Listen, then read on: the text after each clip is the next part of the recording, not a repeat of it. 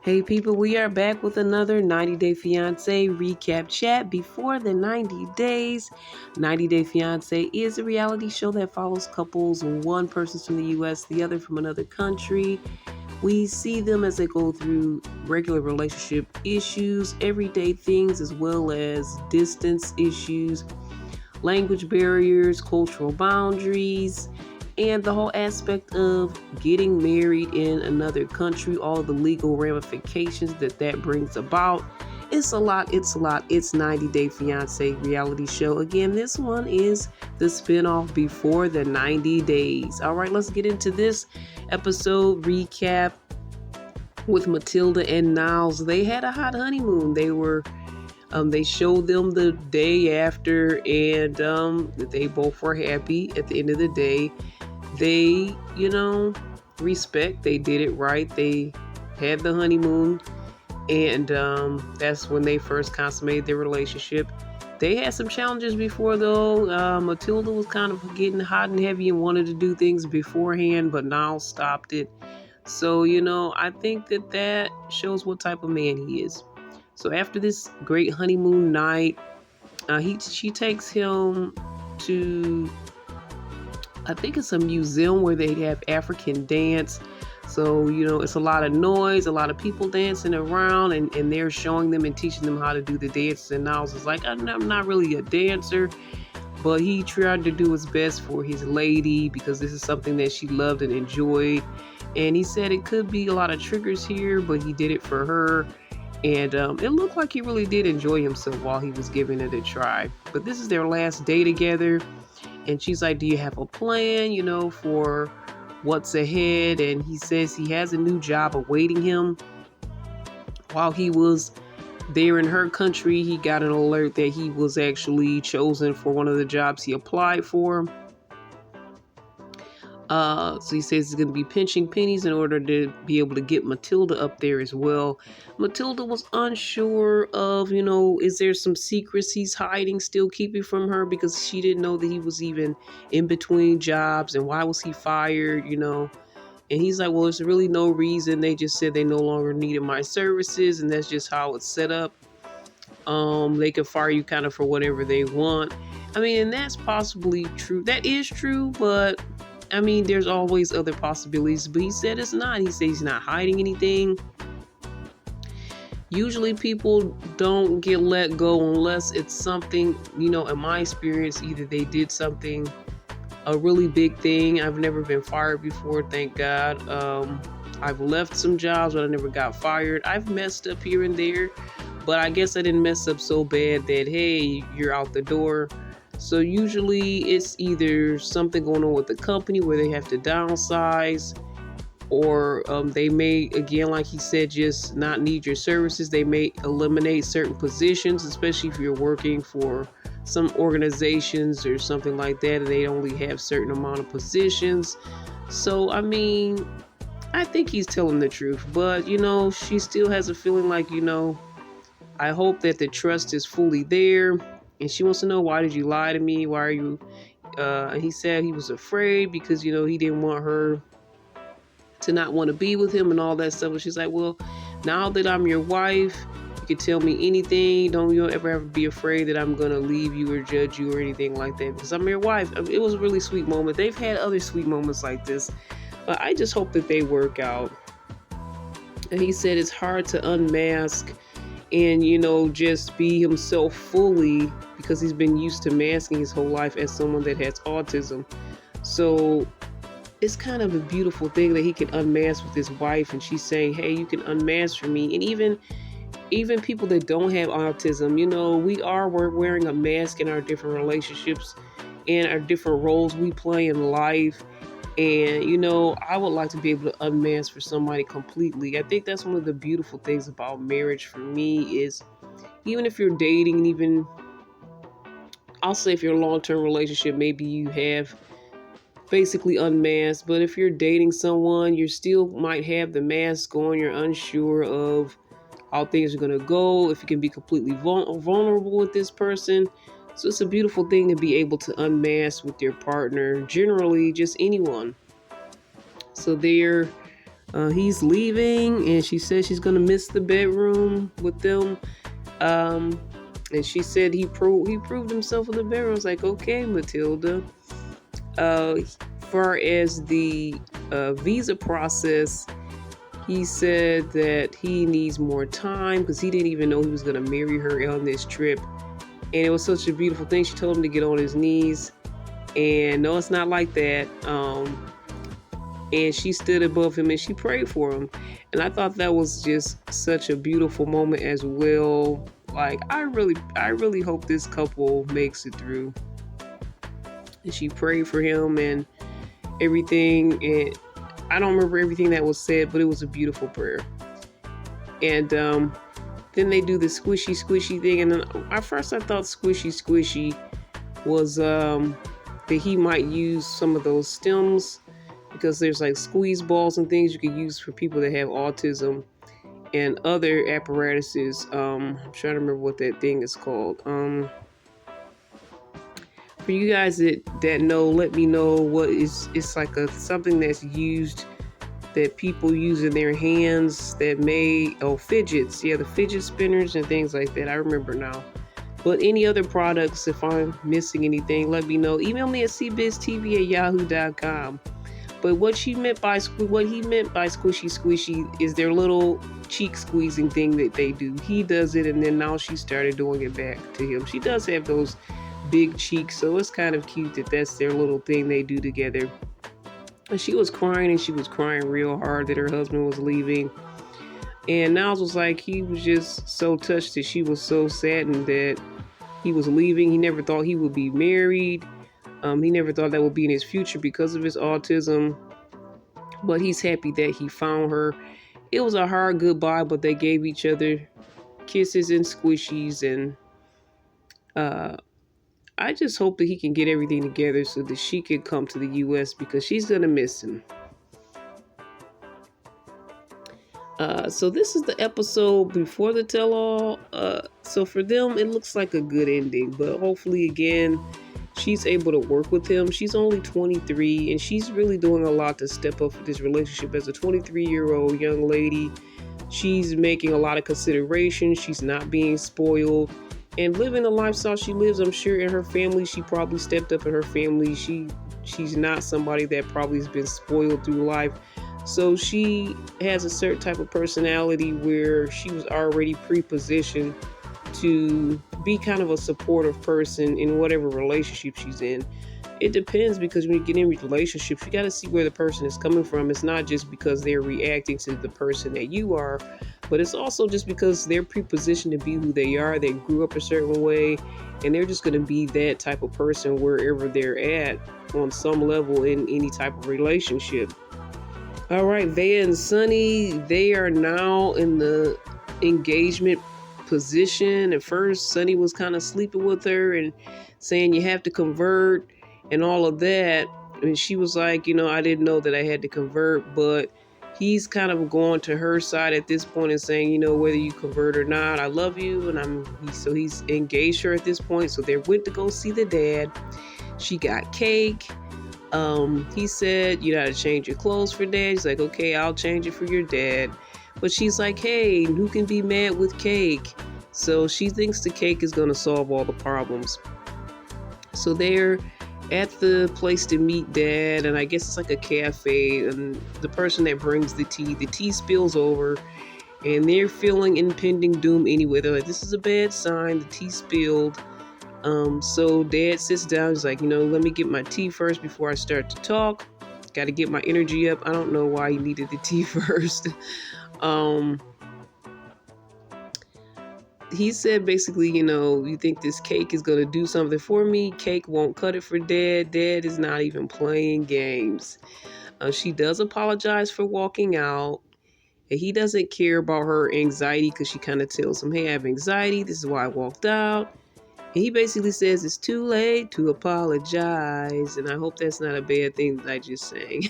I hope that doesn't get me any strikes. But Sunny asked him to forgive her, and he kind of stands up for her. Like, I'm like, okay, Sonny, thank you. This is better than last time, because he was looking funny at her. And I understand like the pressure he has from his dad and from his family, because his dad does not play games. He's one way. You can't change it. You can't convince him. He's not going to be compromising. So he's like, what's the plan? And she said, well, hopefully he will come to the U.S. And he's basically like, we're engaged. And I know I should have asked you first, Dad, but we're engaged. And he's like, yo, is she gonna convert? She's like, no. She says she doesn't want to convert, so I'm not gonna force her. And he's like, well, you have to follow the man. That's what Dad says. You're gonna put shame on the family if you do this. And Dad's just like, go your way and I go mine. And she's like, well, does he have to choose me or you? He's like, yes, he does have to choose. So he tries to go back and talk to his dad, and he brings her along with him. And he just says, don't call me for anything. And he leaves. And then Vea starts to cry. He's like, he does need his dad in his life. He wishes he had his dad in his life, because we find out previously that his dad wasn't around for a portion of his life, and it was hard to reconnect with him. But now that he's there, he didn't want to lose him again. And he's just like, well, Dad was like, I can't even look at your face, Sonny. And he just says, leave me. So at this point, he just hopes that he forgives him, and they can one day rebuild their relationship. But when it comes to Vea's now going back home, and he's riding with her, and it's just looking like impending doom for him, just like I kind of predicted, as far as, especially if he said he basically has no family and no one, and I thought he worked with his dad, and I feel like that's correct. So I'm trying to see, what is he going to do for his livelihood if he can't be around his dad and work with him any longer? His family, his friends, like, who does he have to support him? She's like, well, even though I'm not here, I'm going to be supportive of you. And she's about to leave the country, so he's just looking kind of freaked out at the end of the day on this decision that he made. Well, really, that they made together. And I think he'd stand up for his decision, but maybe, again, I think I said this previously, he should have waited and tried to weigh the situation out, maybe set up another situation where he could work for someone else, get some other type of accommodations, and then told his dad. So he has some type of a backup plan, because if he's got everything connected, even his livelihood, to his family, then how's it going to exist? It's going to be an uphill battle for him. And if he's waiting for Vea to come back and get him and take him to the U.S., how long is that wait going to be? So I hope the best for Sonny. I see that he's trying to accommodate her and trying to be a stand-up man for her. And hopefully it's all worth it at the end of the day. And hopefully they can have something that's worth, having this 90-day process and getting married and being man and wife. So Magda's been mad at Joe all night for the situation of him not telling her that he dated one of his friends. It was 7 years ago, but that wasn't the point. So she goes out and walks the dog. She barely talks to him. So he's like, he kind of pulls her to the side, so to speak, and like, can we have a conversation? He said he wants her. He wants a future with her. He's just friends with that person. And she's like, it's just the issue that you lied and you hide things, and I don't know if I could trust you. You have to give me some time so we can rebuild this trust. Because this is like the second thing that I've caught you in, and if you do this again, I don't know if we're gonna have a future. And she said, you can. She kind of gave him some boundaries when it came to that friend. It's like, you can contact that person on the phone or whatever, but I don't want you to really go seeing them and like being around them at this time. So I don't know how they're gonna work this out in the future, but yeah, basically what he needs to do is call her and say, hey, Magda doesn't want me to, be friends with you anymore. In that way, we can be more distant friends. Uh, for me, I say it's fine. It depends on your relationship with your person, because some people say it's unfair. You shouldn't control people like that. They've been friends for 15 years. He shouldn't have to change this. But showing his track record of, trust and reliability, I understand where she's coming from, and if this works for them and he agrees to it, then I see no harm, no foul in it. You have to do what works for your relationship. Every relationship is different. But basically, she says she's going to forgive him, and I predicted that this was going to happen, but she says, yes, this is his last chance. He softened her up too soft, I'm sorry, especially when they spent the night together. I'm pretty sure that kind of got her too softened to him, and now she's just kind of fallen totally head over heels for this person, and she's not gonna really inspect things as hard. Now, she is still being kind of hard on him. I can't say that she's not, but she's softened up a lot. So their last day together, they went hiking. It looks like all the couples are kind of having their last day together, and we're watching that. Again, this is the last episode before the tell-all. She feels like they're at a better place with each other. They're stronger than ever, even though, they had their little issues, and I guess she feels that they've overcome these issues. She wants to hopefully know that he's serious. Are they going to get engaged? So they're hiking out of this mountain area. There's sheep. They get sheep cheese and chat. Again, what's next? The trustworthy part and all of that. And she's scared that, he's not really fully committed to their relationship. So as he's about to leave, she's packing his things, folding his things up. And he's like, you're doing a really good job. I would have never folded my things like this. And she said, yes, you do need me. You need a wife. And he's like, I need a sugar mama. She's like, no. He's always joking about something. But he said this is the first time he sees himself marrying someone. And he can't see himself proposing to her next time they meet. And so she pulls up to the airport, and he's like, I'm going to miss you driving me around. And I'm like, yeah, I'm going to miss her driving too. I think she needs to teach me how to parallel anyway. She's really good at paralleling. She's like, well, okay, they have this romantic goodbye. They can't stop kissing each other. And as she's still at the airport, they're staring at each other, they're kissing each other. Even when he goes up the escalator, he's staring at her the whole time. It's very cutesy and very sweet. Magda's has a number of years younger than him. And I think she's in her early 20s, just like Matilda. They both kind of have that sweet innocence about them that I think that some men kind of gravitate to that. It's even the older men, of course. They want this sweet innocence of these women that care for them, which is, I won't say that that's the only reason that they're together or the only reason that he cares, but it just makes me think about the sweet innocence of these girls and these young ladies, and hopefully they don't get taken for a ride. But she's like, well, I can't be here in Poland too much longer without a job, so it's up to Joe to make these next steps. And I'm like, okay, I thought it was weird that she was not having a job, so I'd like her to know, like during the tell-all, what's the explanation of her not having a job right now for him. Kind of just want to know why that is.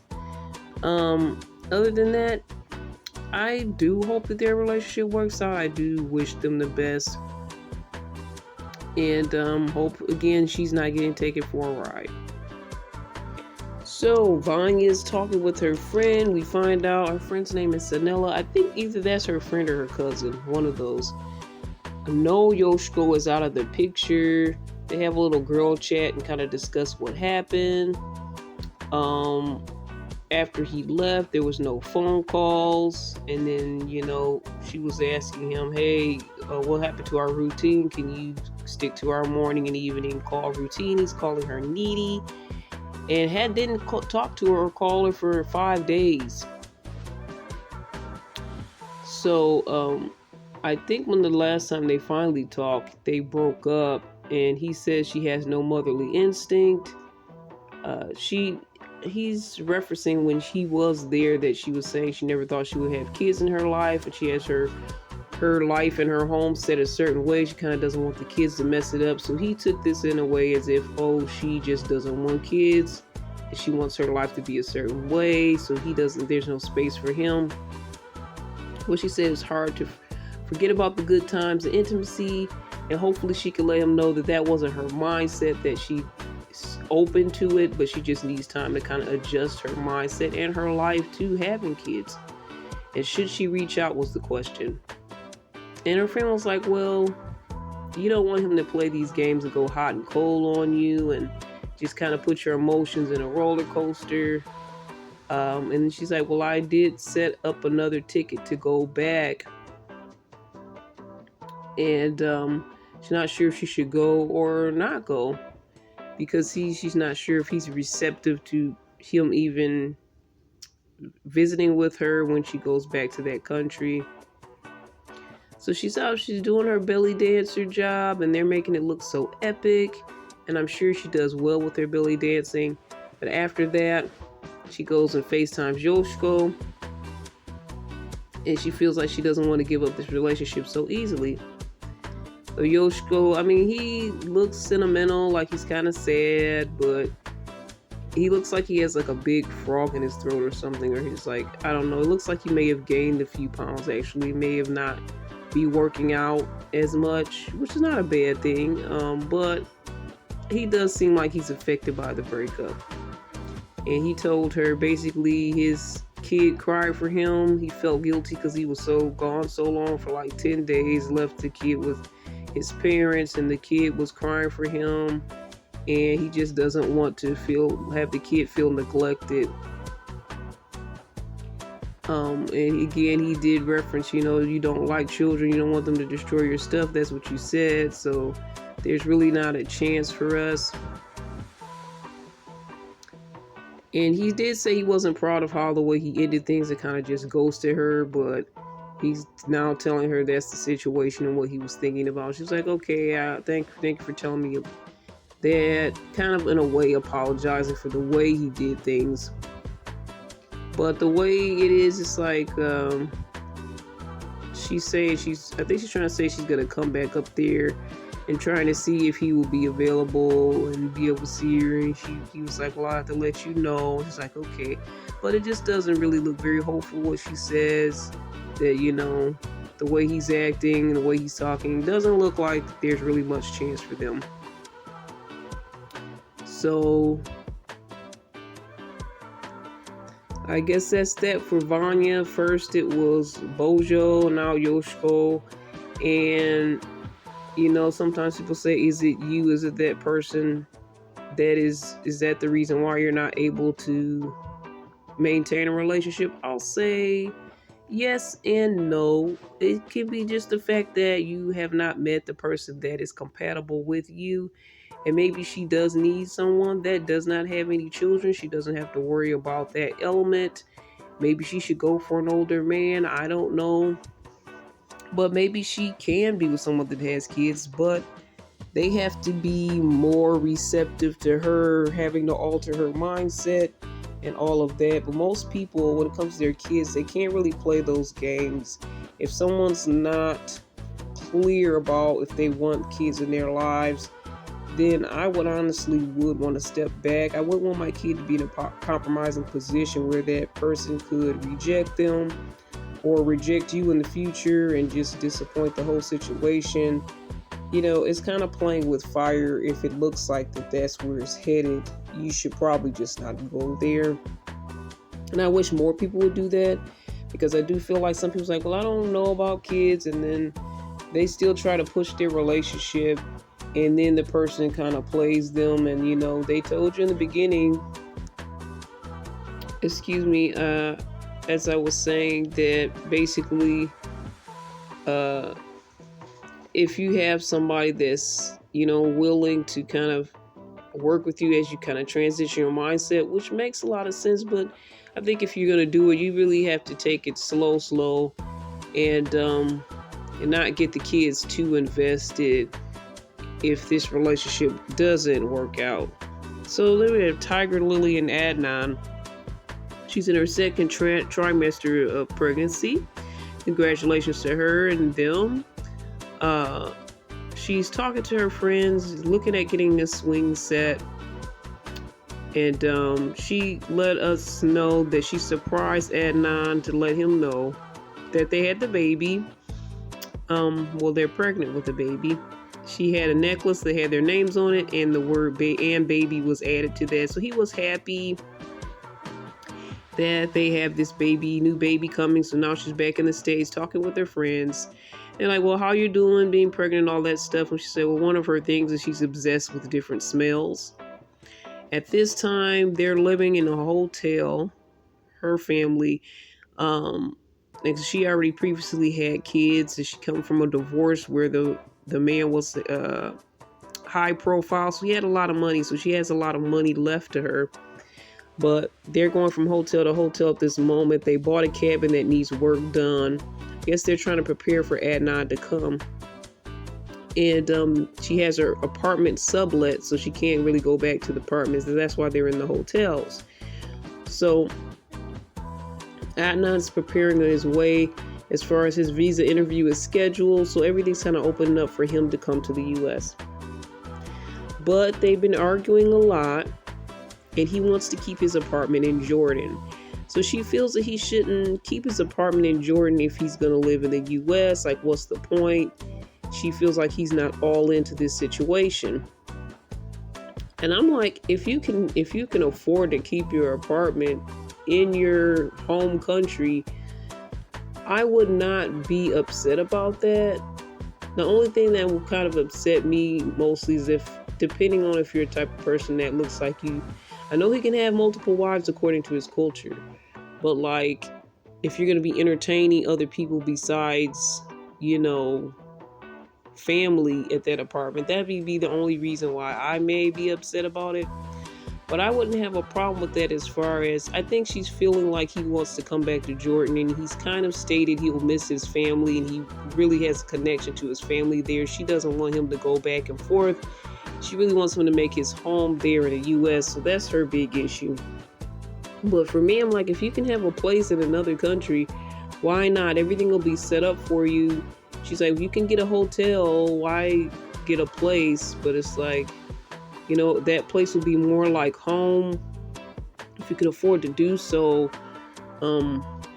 That's like a kind of a good thing, in my opinion. But again, she also said he made his brother the power of attorney so he can act as him at any time. And she feels like that's shady because their assets are now connected because they're married. So that's also an issue.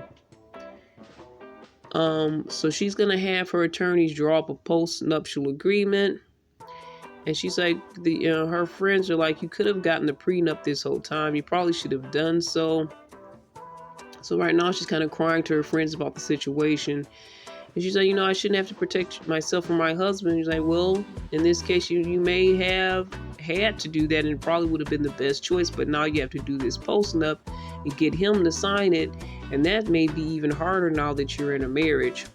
So when she gets back to the hotel, she goes online to have a face-to-face with her husband, who's back in Jordan. And he's like, are you eating, taking care of yourself because you're pregnant with the baby and stuff? She's like, yeah, I'm eating something now. He's like, oh no, I'm fasting. It's Ramadan. You're teasing me. Why are you eating? They kind of make a little joke about it. And again, they get into the conversation about, why do you have to have that apartment? She said, are you going to choose Jordan or are you going to choose me? And he's like, well, should I have to leave everything for you?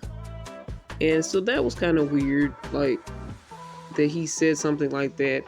Well, yeah, you're supposed to choose your wife over everything, even your family members and whatnot.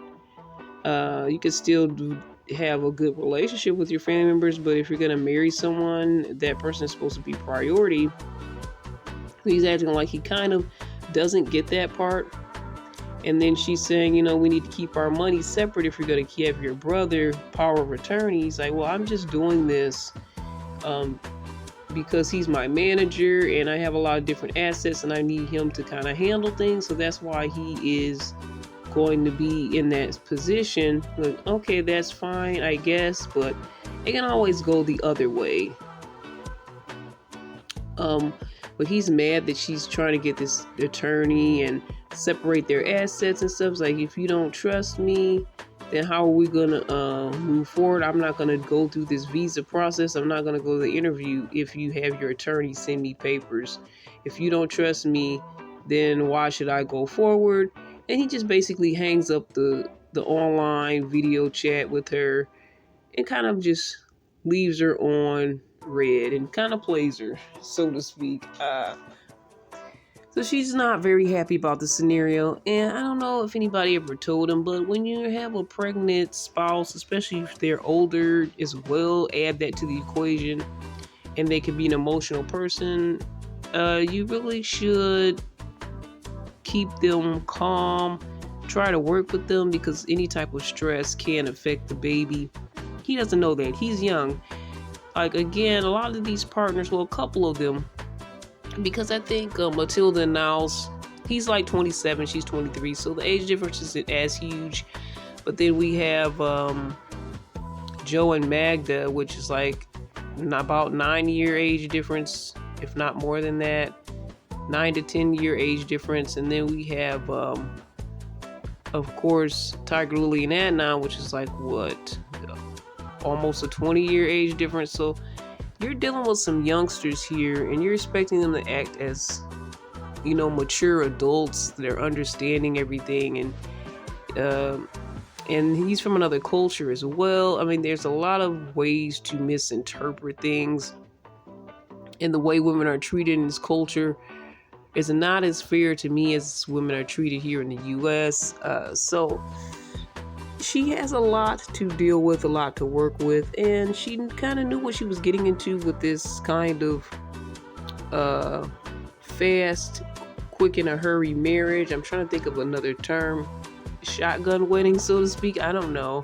It wasn't a shotgun scenario, but she's kind of reaping what she sowed, getting into this marriage and this relationship so fast and not getting all the tidbits and all the information of what life will be like. I mean, it's kind of a game you play, especially if you're dealing with somebody from another country. Again, it's those language barriers, it's those cultural differences that can kind of make or break a relationship at times. And I've seen a lot of times on these shows, love conquers all and overcomes those things, but there are times when that's not the case. So we'll see what happens as we get into the tell-all and close out this chapter of 90 Day Fiance. Before the 90 days, you guys have any thoughts, comments, questions, you can always email me at cbiztv@yahoo.com. That's cbiztv@yahoo.com. Drop your thoughts in the comments. All the best. God bless.